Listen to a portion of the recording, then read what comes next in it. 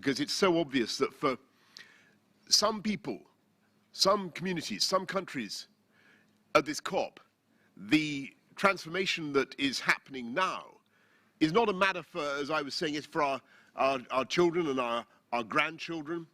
This is something that is an existential threat as we sit here in Glasgow today. And last year, 600 billion tons of ice melted away in Greenland. All that water has to go somewhere. And it's incredibly cruel that these vulnerable, small island states are right in the front line of the loss and damage that is caused by global warming. And of course, as they have said, as our friends have said, they have done virtually nothing to cause the problem. They didn't produce the huge volumes of CO2 that have been pumped into the atmosphere. So I would encourage every country that has benefited from pumping CO2 into the air over the last, whatever it is, 250 years, to join this campaign and to help. And that's why we've made the $100 billion a year commitment, the $100 billion a year commitment, such a crucial part of the UK's presidency and pre-presidency.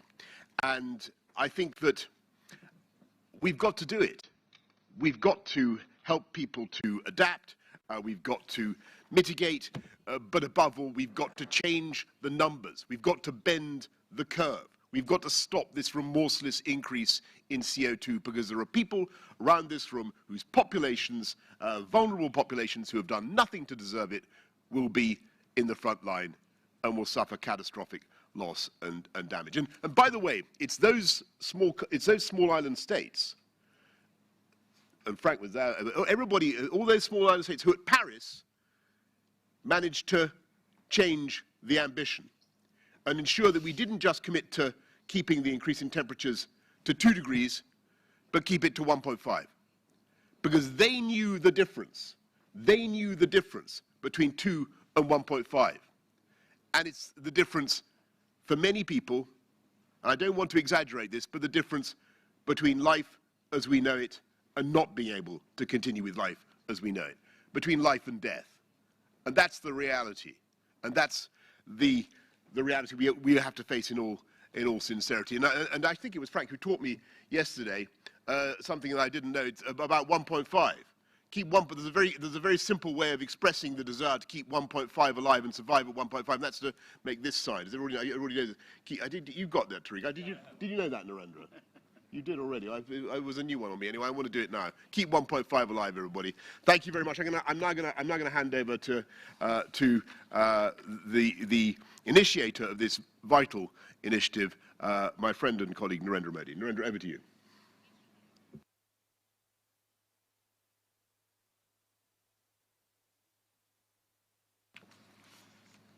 Excellencies, infrastructure for resilient island states Iris का launch एक नई आशा जगाता है, नया विश्वास देता है। ये सबसे वनरेबल देशों के लिए कुछ करने का संतोष देता है। मैं इसके लिए coalition for disaster resilient infrastructure CDRI को बधाई देता हूं। इस महत्वपूर्ण मंच पर मैं ऑस्ट्रेलिया और UK समेत सभी सहयोगी देशों और विशेषकर मॉरिशस और जमैका समेत छोटे द्वीप समूहों के लीडर्स का स्वागत करता हूं, उन्हें हार्दिक धन्यवाद देता हूं। मैं UN सेक्रेटरी जनरल का भी आभार व्यक्त करता हूं कि उन्होंने इस लॉन्च के लिए अपना बहुमूल्य समय दिया। एक्सेलेंसीज, पिछले कुछ दशकों ने सिद्ध किया है कि क्लाइमेट चेंज के प्रकोप से कोई भी अछूता नहीं है, चाहे वो विकसित देश हो या फिर प्राकृतिक संसाधनों से धनी देश हो, सभी के लिए ये बहुत बड़ा खतरा है। लेकिन इसमें भी क्लाइमेट चेंज से सबसे अधिक खतरा small island developing states seeds को है। ये उनके लिए जीवन मृत्यु की बात है, ये उनके अस्तित्व के लिए चुनौती है। क्लाइमेट चेंज की वजह से आई आपदाएं उनके लिए सचमुच प्रलय का रूप ले सकती हैं। ऐसे देशों के क्लाइमेट चेंज न सिर्फ उनके जीवन की सुरक्षा के लिए बल्कि उनकी अर्थव्यवस्था के लिए भी बड़ी चुनौती है। ऐसे देश टूरिज्म पर बहुत निर्भर हैं, लेकिन प्राकृतिक आपदाओं के चलते टूरिस्ट भी उनके पास आने से घबराते हैं। फ्रेंड्स, वैसे तो सीड्स देश सदियों से नेचर के साथ समन्वय में जीते रहे हैं। वे प्रकृति के स्वाभाविक साइकिल के साथ एडेप्ट करना जानते हैं, लेकिन पिछले कई दशकों में हुई स्वार्थपूर्ण व्यवहार की वजह से प्रकृति का जो अस्वाभाविक रूप सामने आया है, उसका परिणाम आज निर्दोष स्मॉल आइलैंड स्टेट्स झेल रहे हैं। और इसलिए मेरे लिए CDRI या आयरिस सिर्फ एक इंफ्रास्ट्रक्चर की बात नहीं है, बल्कि ये मानव कल्याण के अत्यंत संवेदनशील दायित्व का हिस्सा है। ये मानव जाति के प्रति हम सभी की कलेक्टिव जिम्मेदारी है। ये एक तरह से हमारे पापों का साझा प्रायश्चित भी है। फ्रेंड्स, CDRI किसी सेमिनार से निकली कल्पना नहीं है, बल्कि CDRI का जन्म बरसों के मंथन और अनुभव का परिणाम है। छोटे द्वीप देशों पर मंडरा रहे क्लाइमेट चेंज के खतरे को भांपते हुए भारत ने पैसिफिक आइलैंड और कैरिकॉम देशों के साथ सहयोग के लिए विशेष व्यवस्थाएं बनाई। हमने उनके नागरिकों को सोलर तकनीकों में ट्रेन किया, वहां इंफ्रास्ट्रक्चर के विकास के लिए निरंतर योगदान दिया। इस कड़ी में आज इस प्लेटफॉर्म पर मैं भारत की ओर से एक और नई पहल की घोषणा कर रहा हूं। भारत की स्पेस एजेंसी इसरो सीड्स के लिए एक स्पेशल डेटा विंडो को निर्माण करेगी। इससे सीड्स को सैटेलाइट के माध्यम से cyclone, coral reef monitoring, coastline monitoring आदि के बारे में टाइमली जानकारी मिलती रहेगी। फ्रेंड्स, आयरिस के साकार करने में CDRI और सीड्स दोनों ने मिलकर काम किया है। यह को क्रिएशन और को बेनिफिट्स का अच्छा उदाहरण है। इसलिए मैं आज आयरिस के लॉन्च को बहुत अहम मानता हूं। आयरिस के माध्यम से सीड्स को टेक्नोलॉजी, फाइनेंस, जरूरी जानकारी तेजी से मोबिलाइज करने में आसानी होगी। स्मॉल आइलैंड स्टेट्स के क्वालिटी इंफ्रास्ट्रक्चर को प्रोत्साहन मिलने से वहां जीवन और आजीविका दोनों को लाभ मिलेगा। मैंने पहले भी कहा है कि दुनिया इन देशों को कम जनसंख्या वाले स्मॉल आइलैंड के रूप में देखती है, लेकिन मैं इन देशों को बड़े सामर्थ्य वाले लार्ज ओशन स्टेट्स के रूप में देखता हूं। जैसे समुद्र से निकले मोतियों की माला सबकी शोभा बढ़ाती है, वैसे ही समुद्र से घिरे सीड्स विश्व की भी शोभा बढ़ाते हैं। मैं आपको विश्वास दिलाता हूं कि भारत इस नई परियोजना को पूरा सहयोग देगा और इसकी सफलता के लिए CDRI अन्य पार्टनर देशों और संयुक्त राष्ट्र के साथ मिलकर काम करेगा। CDRI और सभी छोटे द्वीप समूहों को इस नई पहल के लिए फिर से बधाई और शुभकामनाएं। बहुत बहुत धन्यवाद।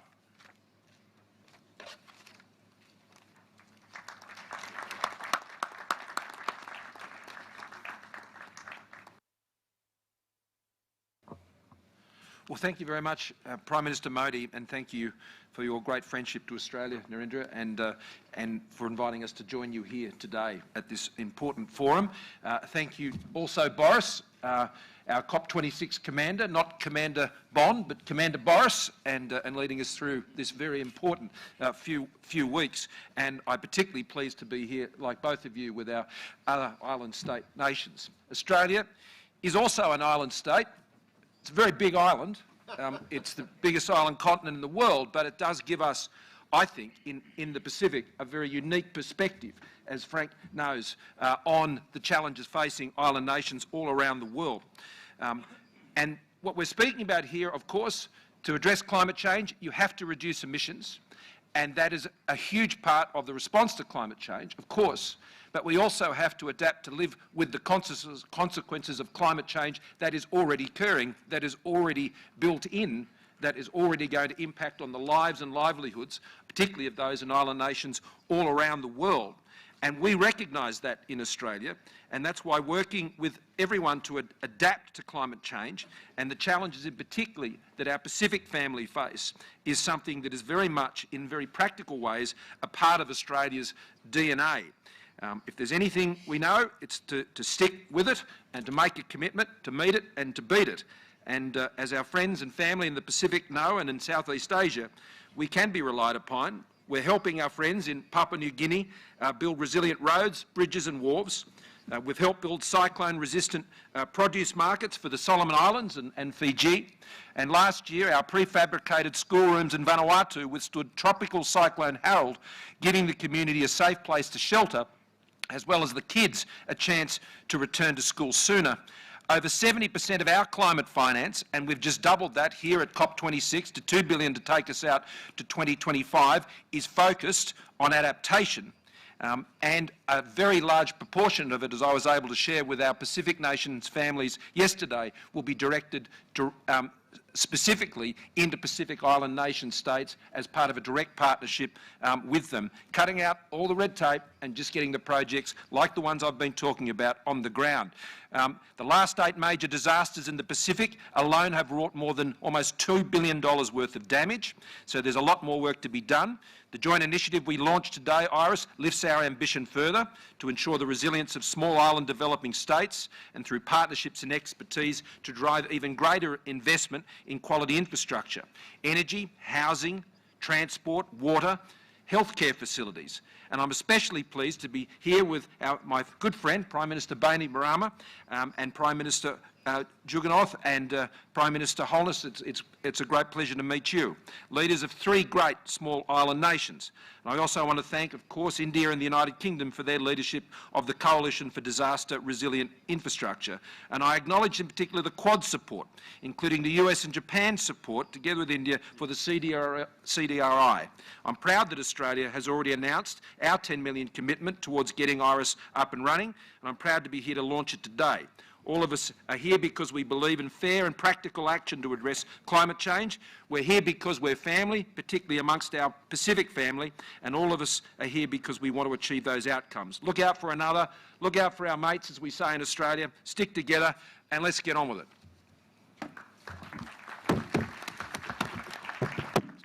Sorry, Scott, can I just add, before we go to Frank, can I just say one thing quickly, which I should have said, which I forgot unaccountably from my script. The UK is also, of course, contributing financially to IRIS, to infrastructure resilient island states, a point that I would not wish this audience to be in ignorance of. We're stumping up as well. Thank you.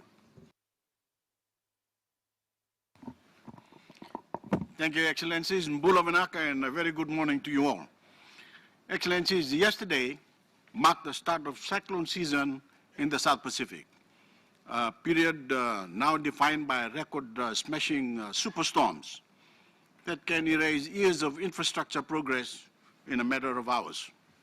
I know because I've seen it happen. Whether it's storms, floods, or fires, the same hard lessons are being learned around the world. Building to last year's standards is building to lose. The world is warming, the impacts are terrifying, and the standards we build must be defined by and readied for those intensifying risks. It takes resources to build resilience, but we either pay to adapt now or pay a much higher price in the aftermath of climate-driven devastation. By becoming the first developing state to enact a comprehensive climate change act, Fiji will be required to adapt our building codes and standards to the climate reality and be inclusive of our green priorities. But there is a gap, trillions of dollars deep, between what vulnerable nations have and what they need to build resilience to a climate crisis we did next to nothing to cause. The welfare of people, both in developed and developing nations, depends on changes on the way we build and plan. Trillions of dollars may sound insurmountable, but the alternative is unthinkable. Even now, we are seeing what can happen when worsening climate-driven disasters meet outdated infrastructure and transport networks. Unchecked carbon emissions could see the foundation of our interconnected global marketplace fall out from under us. We can only bridge the financing gap between vulnerability and resilience if we fully enlist public and private sector sources of funding. We welcome India's launch of the Infrastructure Resilience Project for small island states. It's a promising start. Prime Minister Modi, sir, thank you. Thank you for your leadership. We trust this initiative will reach well beyond technical assistance and capacity building to unlock trillions in private sector capital. It can do that by de-risking critical investments now that will build resilience for those on the front line of the climate crisis. Fiji's Relocation and Displaced Peoples Trust Fund, which establishes a proven process to move at-risk communities and their infrastructure, is one example of where those funds can make an impact. Of course, the single most important measure we must take to protect our development progress is to drastically curtail the emissions that are changing the climate and forcing this crisis upon us. That is the responsibility of every nation, but the greater burden falls justly on the greatest emitters, if I think. If we fail to dramatically cut emissions, if we fail to move swiftly and immediately to free ourselves of our reliance on fossil fuels, we will fly past a 1.5-degree guardrail towards the levels of warming that totally will upend our understanding of resilience. It is a future that we are gathered here in Glasgow to prevent at all costs. Let's not forget it. Thank you. Vinaka.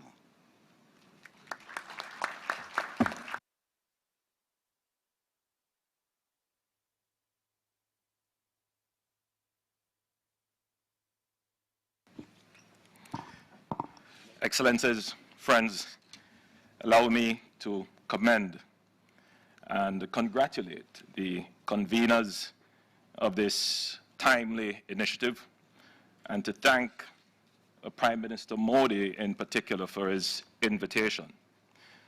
I well recall the meeting between India and the CARICOM leaders on the margins of the Unga a few years ago when PM Modi listened to our developmental concerns and pledged his support. In Jamaica, our resilience building efforts will shortly be boosted by a US $1 million grant from India to support the construction of facilities for sustainable agriculture. The initiative being launched today rightly focuses attention on SIDS, as we are on the front line of the climate crisis. As we all know, a single disaster can derail the entire budget of a small island developing state and set its economy back by years, reducing our fiscal space to finance climate adaptation and resilience efforts. Jamaica therefore sees capital investment both as a tool for economic growth enhancement, but also as a tool for climate proofing. It is in this context that we welcome this much needed initiative that reflects our own thinking around the pivotal role played by infrastructure in building resilience. In fact, the government of Jamaica is currently co-hosting the 7th UN Regional Platform for Disaster Risk Reduction in the Americas and the Caribbean under the theme, Building Resilient Economies. Jamaica believes in innovation. As part of our national strategy, and with development partners and the private sector, Jamaica will become the first country in the world to develop a predictive climate risk assessment planning tool for major infrastructure investments. Let me also share one transformational infrastructure project for which we're seeking support. We have conceptualized a solar-pumped hydroelectric storage project, similar to ones that you have done in Australia, utilizing our mountainous topography and abundant sunlight to solve our perennial problems of drought, while at the same time generating hydroelectric power.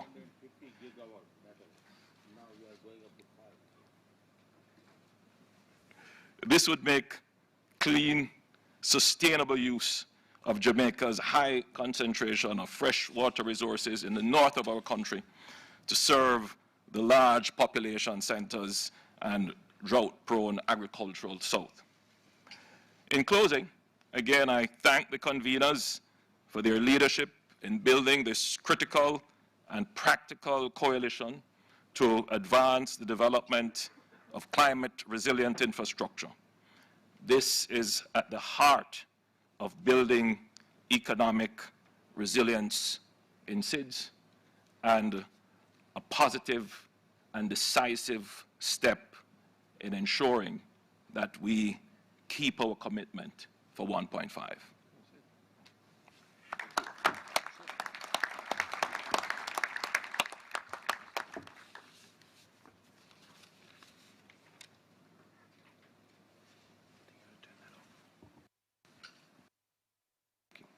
Oh, that's it.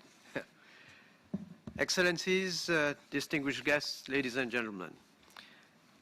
I have great pleasure in joining you this morning for the launching of the infrastructure for resilient island states by the Coalition for Disaster Resilient Infrastructure. Since its inception 2 years ago by Sri Narendra Modi ji, the coalition has grown into a global partnership platform to assist states, big and small, in improving disaster resilience of their infrastructure. Mauritius is proud to associate itself with the launch of IRIS, a SIDS-specific initiative that will undoubtedly help this group of countries to become more resilient, promote inclusive infrastructure, and ultimately achieve the UN Sustainable Development Goals. SIDS remain in the top list of the current World Risk Report 2021 of countries with high risk indices. Our island is negatively impacted by the effects of climate change. Extreme weather events occur frequently. Flash floods have resulted in loss of lives and caused serious damage to infrastructure. To build resilience, my government has invested massively in adaptation programs. A national flood management program costing 11.7 billion rupees will be implemented.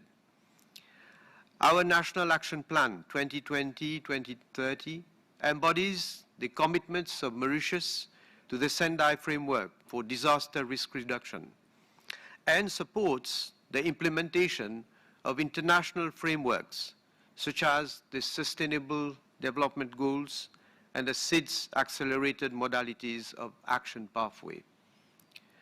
In addition, legal and institutional frameworks have been updated to implement disaster reduction strategies and disaster management.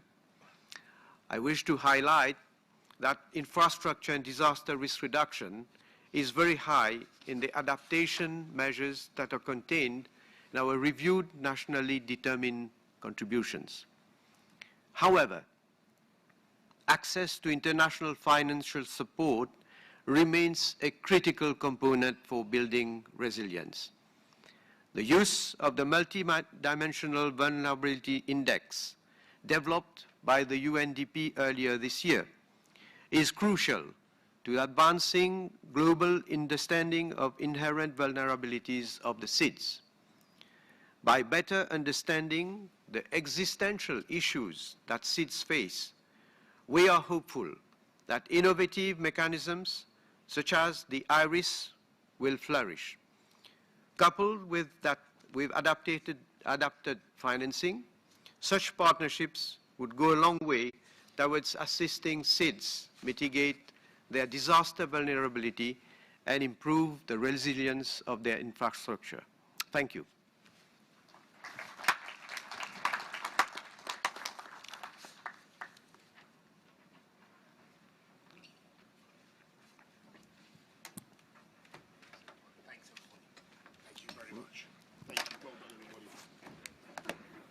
Small island developing states or SIDS are home to unique landscapes, vibrant cultures and traditions.